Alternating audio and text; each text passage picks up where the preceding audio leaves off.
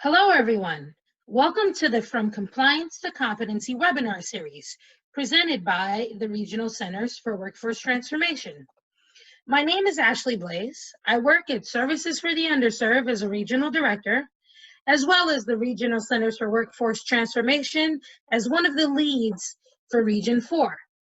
In the next 15 minutes, you will hear a scenario and view visuals that will help you to remember the skills associated with Competency W. You will also see examples of how and when to utilize your skills to best demonstrate your competency. Today's competency is Competency W, supporting employment, education, and career goal attainment. This is from Goal Area 7, being active in the community. This is important because it is here DSPs will learn to support someone in pursuing a meaningful job, education, or a trade building experience within their communities. This alone can increase community participation, relationships, overall quality of life, and one's sense of purpose and identity within their communities. There are three main skills associated with Competency W. Skill 1 supports the individual by being knowledgeable about the career and employment goals of the individual. Skill 2 supports the individual by being knowledgeable about the educational goals of the individual. Skill 3 develops and supports the individual's skills to help the individual meet the productivity expectations of the workplace. Let's start off with a scenario where we will apply our general knowledge of these skills. Keep the skills listed on the slide in mind as you listen to the scenario. Meet Jill and Sarah. Jill supports Sarah while she volunteers for the local Boys and Girls Club a few afternoons per week.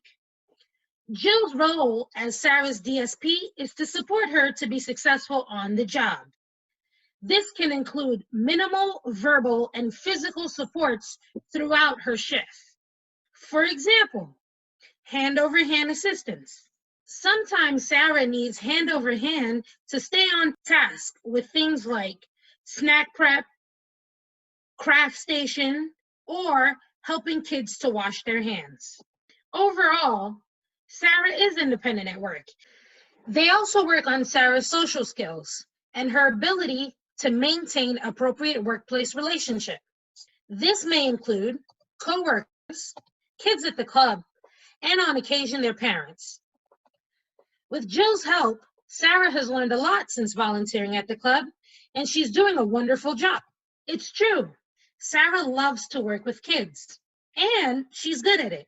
She started babysitting for her nephew years ago, and with the help of her sister, she has learned how to care for children. This experience enabled Sarah to land her first volunteer job at the club. As a result, her new goal is to move up from volunteer to a paid employee. Not only does she feel she's ready for the responsibility, but she needs more money to help pay for growing bills and expenditures. Given this situation, Sarah has called her DSP Jill for help. Sarah said, "What should I do now? I need a paying job, but I'm not sure what my options are or how to do this.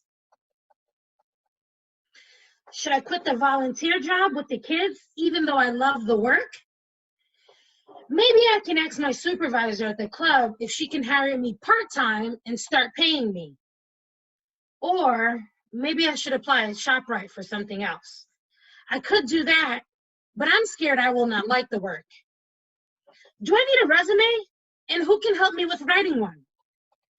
Working with kids makes Sarah very happy. However, she needs more money to pay her bills, and maintaining her lifestyle is extremely important to her. As a DSP, how should you respond in helping Sarah find meaningful employment within her community? First, let's remember the skills associated with DSP Core Competency W. Supporting someone's career goals, supporting someone's educational goals, supporting productivity expectations in the workplace.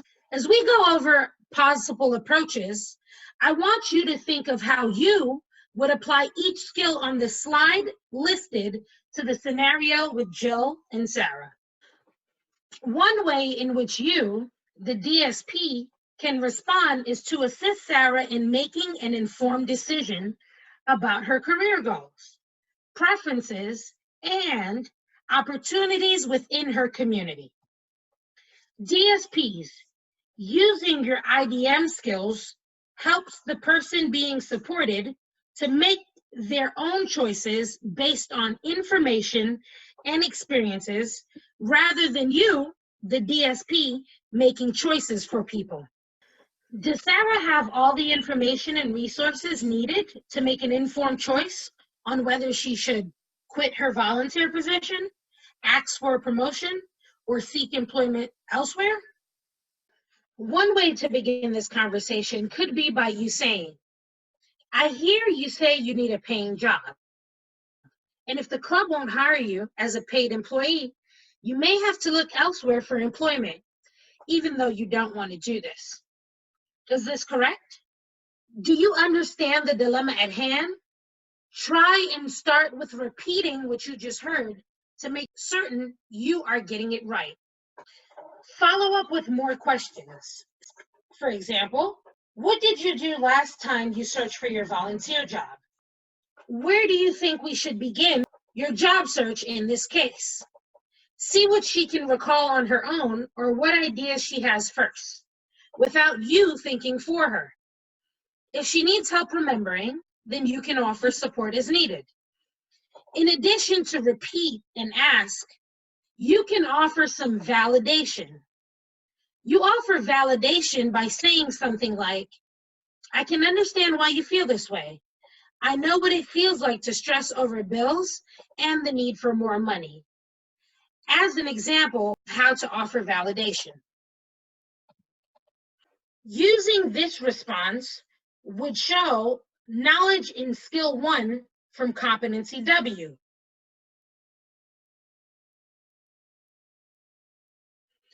Another approach, before Sarah pursues a promotion, has she discussed her work performance with her supervisor? And does she meet the expectations of the position required of her? For example, does she meet time and attendance expectation? And can she get her work done within the time frame given? Does she have positive relationships with her coworkers, the kids, and their parents? These are things she should discuss with her supervisor. You can review this with Sarah and help prepare her as you both explore possible options and outcomes related to skill 3 from competency W.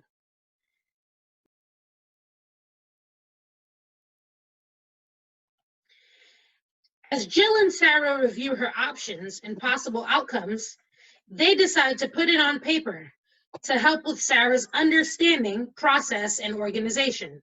They talk it out and review her options repeatedly. Repetition is often needed for people to fully understand the situation at hand. Another approach at the same time is to provide detailed examples to Sarah regarding the things you've noticed that will qualify her for a promotion of this nature. Focus on the positives, but don't be afraid to address her needed areas of growth as well. This is self-development for Sarah and will prepare her for a more formal discussion with her supervisor down the line. It's important to show your acknowledgement to a job well done with the people you support, no matter how big or small. This can motivate and empower the person to keep growing and learning in any scenario, work, personal life, etc. Another option worth exploring, Jill says, maybe you could take a class at the local resource center or community college to learn more about child development.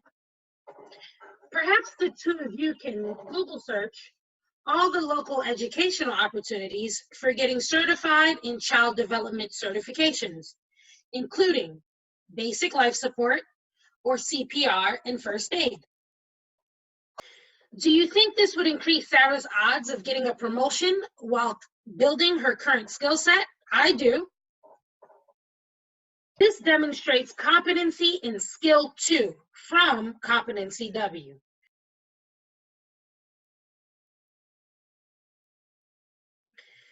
Are there any other jobs within her community outside the children's club that she would like to explore? Can she write a resume? And does she have interviewing skills needed to land a paying job? These are questions for Sarah to explore, as well as her circle of support. What are some more ways you can offer support to Sarah? Perhaps looking online, visiting potential employers face-to-face, attending job fairs, and perhaps engaging in practice interviews. All support for Sarah in her search for a meaningful, paying job within her community. So those are just a few examples of ways we can demonstrate Competency W, supporting employment, education, and career goal attainment. We demonstrated this competency by practicing informed decision-making skills. We discussed resume building, interview practices, community outreach, and looking to local education opportunities and more. Please view the activity attached to DSP Core Competency W. Download, have fun, and let us know how you like it. Thank you for listening. There are more webinars on the 23 core competencies, as well as other resources on the Regional Centers for Workforce Transformation's website. You can find us at www.workforcetransformation.org. Thank you, and have a wonderful day.